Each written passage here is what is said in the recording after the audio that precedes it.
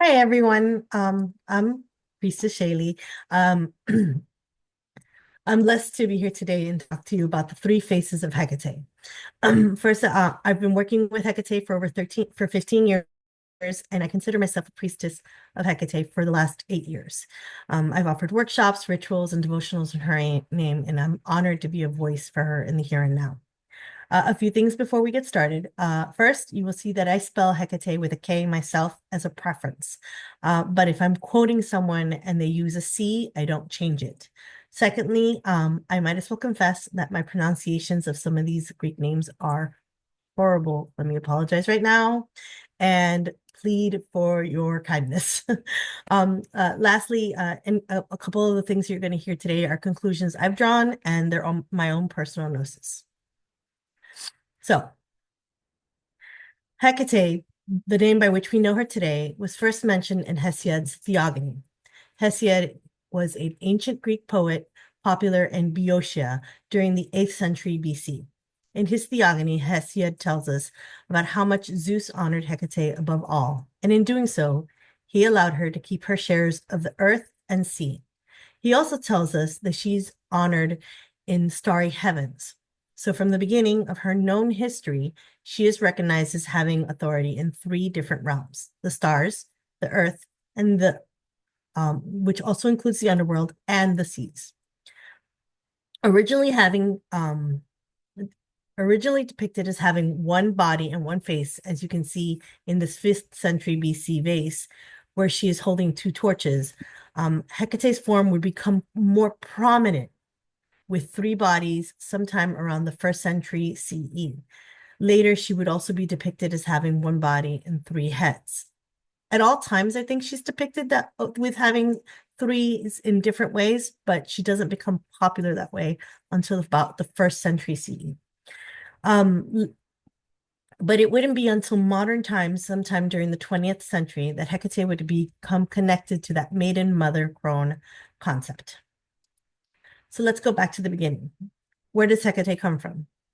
Her origins have always been a bit of a mystery, something that's still debated today.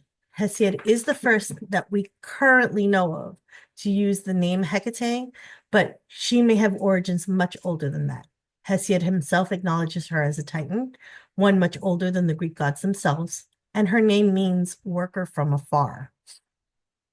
There are at least two popular beliefs about her origins, where her origins may have started. Neither have a lot of information to substantiate that, though.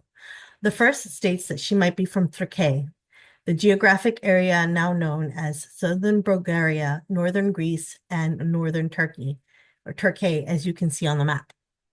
The second belief is that she may have come from Korea, which is in Western Anatolia or Asia Minor, that lies in modern day South and Southeast Turkey, where the Greeks tribes colonized sometime in the 13th century BC.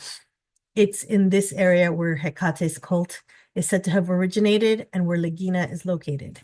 Lagina is where Hecate's oldest surviving temple is currently found. I think the truth of her origins may never be known, but most of these theories are probably have some basis of truth. Still, it's with Hesiod that we know her origins begin, so let's start with his version of her.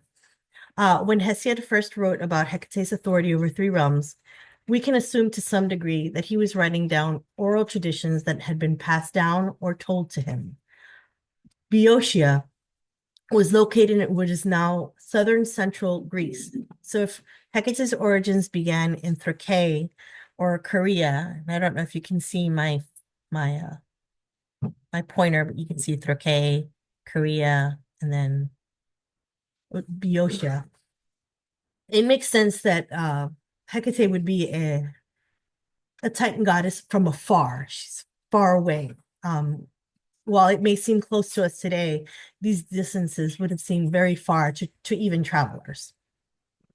If you think about those stories, about this great Titan goddess having powers over heavens, the seas, and the earth, she would have been mighty in her tales when Hesiod heard them.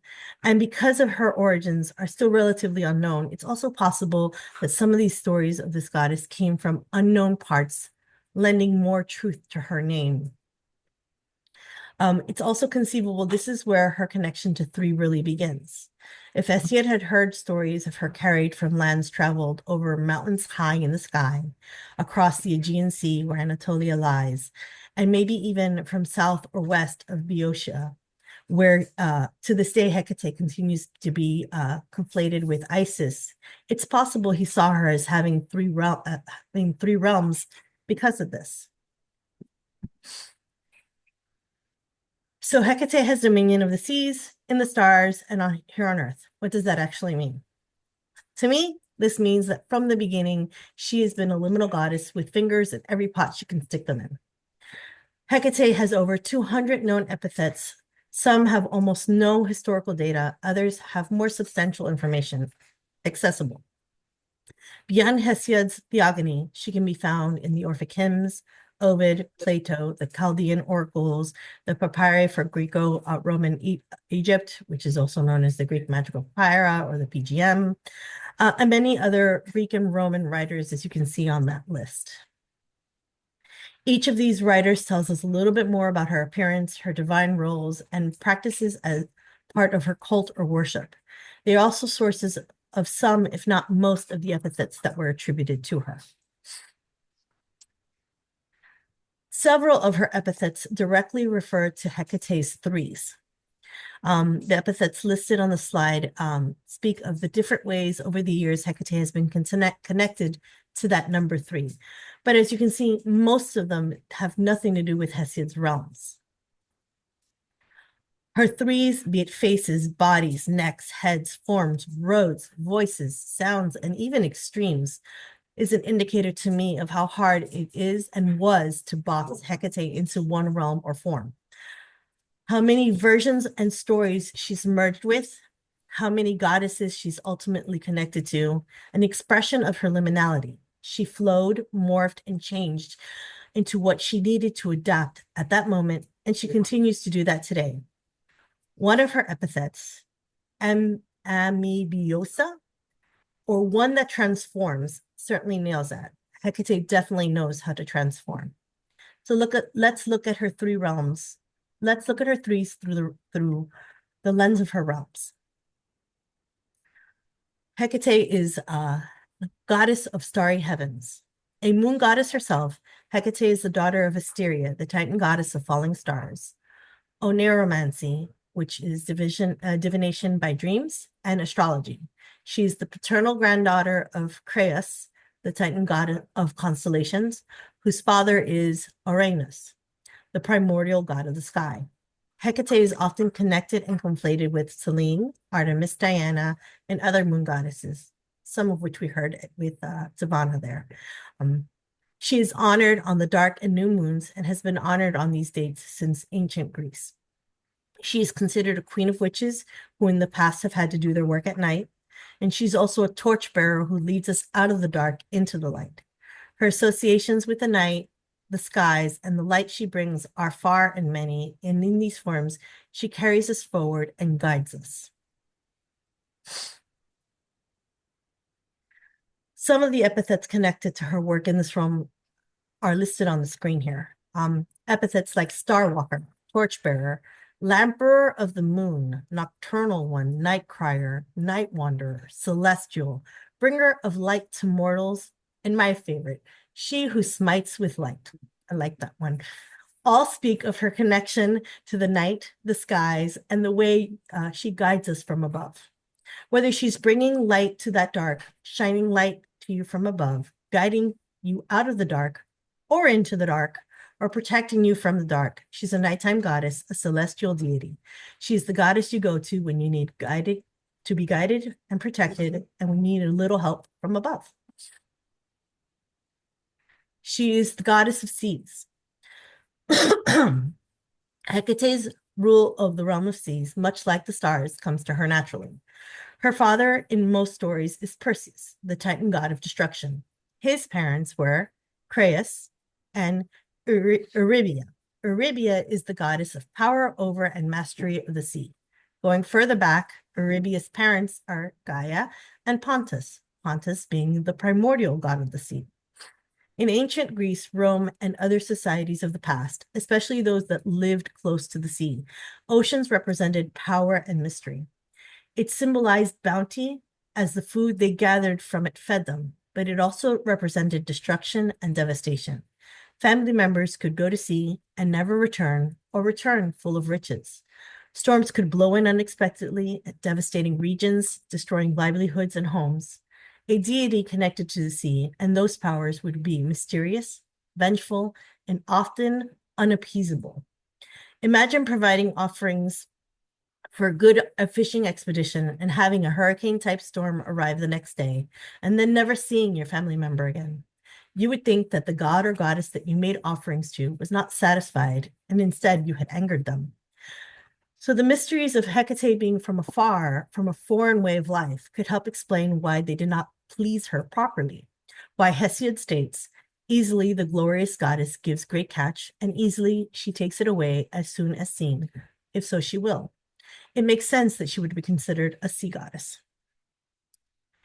Some of the epithets listed here don't seem to have a whole lot of connection to her sea at first glance, but I've placed them here because I think that if you describe a goddess that comes from across the Aegean Sea, or even further out, as the stories made their way across the seas and oceans to Hesiod and others, you come to see that oceans, they're often considered untamable, unconquerable, wild, and without borders. Storms can feel wrathful, powerful, destructive, and wild. Today, when we talk about seas and oceans, we have so much more information at our hands. We hear of many storms that form, some that make it to land, some that don't. We take voyages across them and eat food from the sea, but we know the migration patterns of the fish and therefore can catch them. And we have sonar that allows us to cross safely. We know how deep the ocean lies, and we have images of the wild creatures that live in the depths. But it is still a place of many unknowns. And it is easy to see how an all-powerful foreign goddess, who even Zeus honored, could on one hand avert a storm and on the other be unconquerable. How that goddess could be of the harbor, yet without borders. It's easy to see how placating the Hecate of the sea would have been wise, and honoring her would have been wiser. She is the goddess of earth. From the beginning, she is active here on earth, meddling in the lives of men. In Hesiod's theogony, she is involved in their games, giving them blessing or taking them away, providing more livestock or not. The quote I put here is, good is she when men contend at the games, for too the goddess is with them and profits them. And he who by might and strength gets the victory wins the rich prizes easily enjoy and brings glory to his parents. She's also a chthonic deity. Less than 2 centuries after Hesiod, sometime between the 6th and 7th century BC, in the Homeric hymns, Hecate, for the first time, to at least my knowledge, I couldn't find any other accessible places, would be given access to the underworld when she becomes the minister and companion of Persephone. When you see there, I have the secondary quote of where in the Homeric hymns she appears. From there, Hecate's connection to the underworld would only continue to grow. In ancient Greece, the Depanon, or Hecate's supper, was enacted at the end of each of the lunar months on the dark moon and was specifically related to her earthly connections. The supper itself served to honor Hecate and her retinue of spirits, appeasing any vengeful ghosts that may be traveling with her. Preparation for the Depanon began by purifying the home, followed by placing food and offerings and that were traditionally left at crossroads of sorts. Sometimes they could be literal ones, sometimes they were ones close to home or in a formation of a crossroads type. This supper was enacted to earn her forgiveness and forgiveness for any slights that were committed during the month. Here we see plenty of epithets that go into her earthly and chthonic realms. She's one of the underworld, queen of the dead, killer of man, messenger, eater of filth, off of the earth, subterranean, soul guide, earth cleaver, death bringer, and more. Even though initially she appears to be a goddess that you can ask to provide you with good favor, it isn't long into history that she begins taking on a darker quality. Cursed tablets have been found as far back as 5th century BC, petitioning Hekate. Her connection to magic and the supernatural world would grow stronger over time. Many invoking her for assistance in matters with the occult, witchcraft, and unforeseen forces of the universe. While she was once revered as a protector of the home, traveler, and childbirth, her associations with the underworld and the realms of the dead slowly began to overshadow some of her more benevolent roles.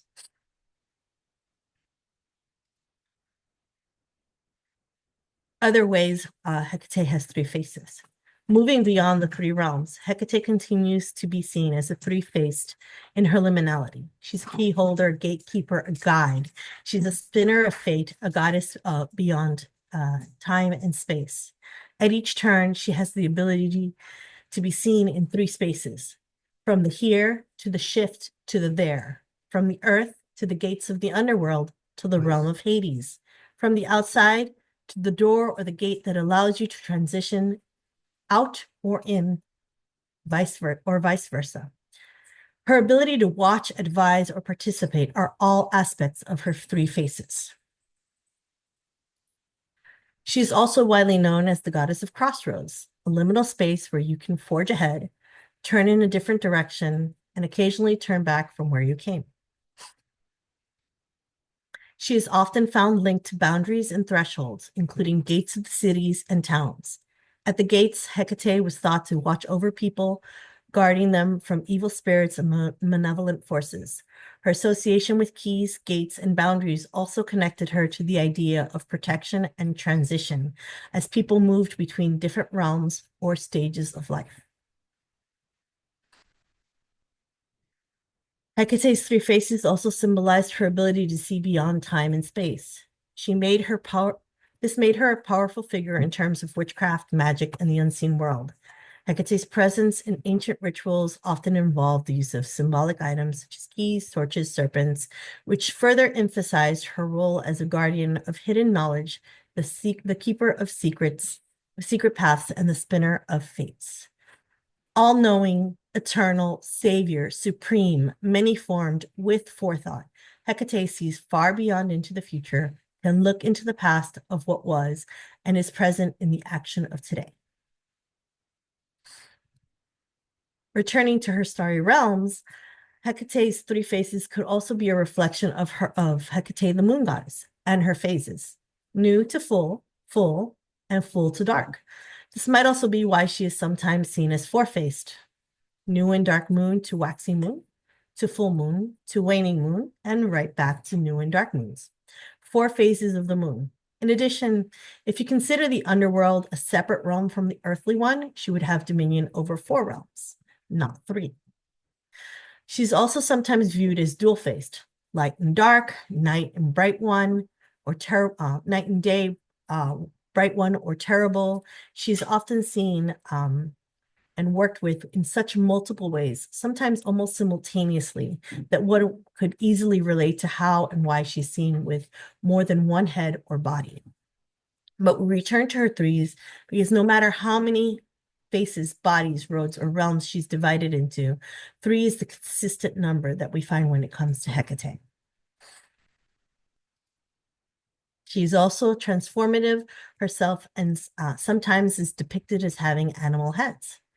Hecate has many animals connected to her retinue. Some are more often connected to her than others.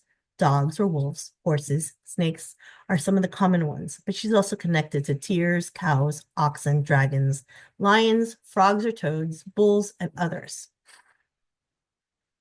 But even here, she is depicted as having 3 animal heads or a human, or having 1 human head and 2 animal heads. The triplicity here is, I think, reflective of her ability to transform and traverse across realms. Her animal faces are a reflection of that liminality. It seems that the only 2 places Hecate didn't stick her fingers in, per se, in ancient history were as mother and crone, and both can be argued to some degree.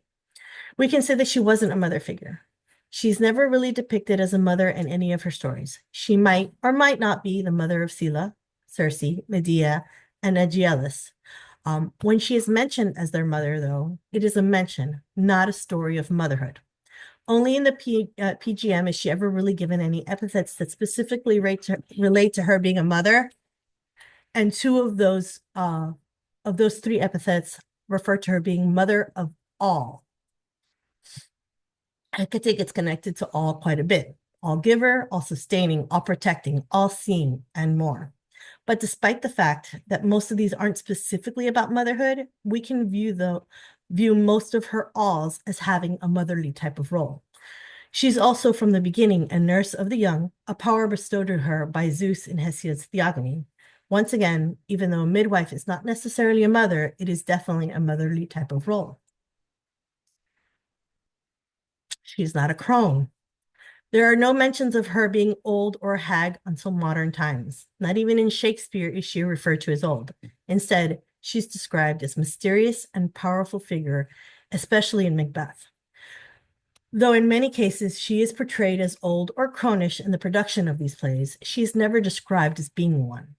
And when she is referred to as an elder or an ancient, as she is in the PGM, the title can be connected to the Titan that she is. You see there, she's ancient elder, Prosperia, if I pronounced that correctly.